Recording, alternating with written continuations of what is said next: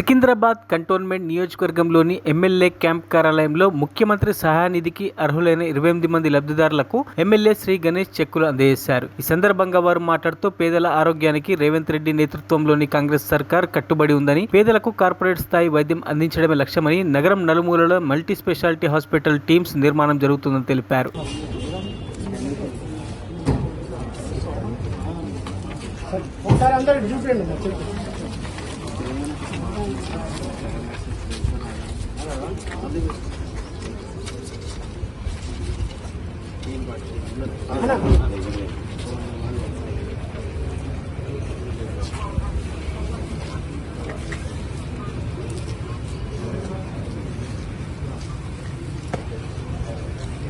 Okay, thank you. Promotion వచ్చిందంటే service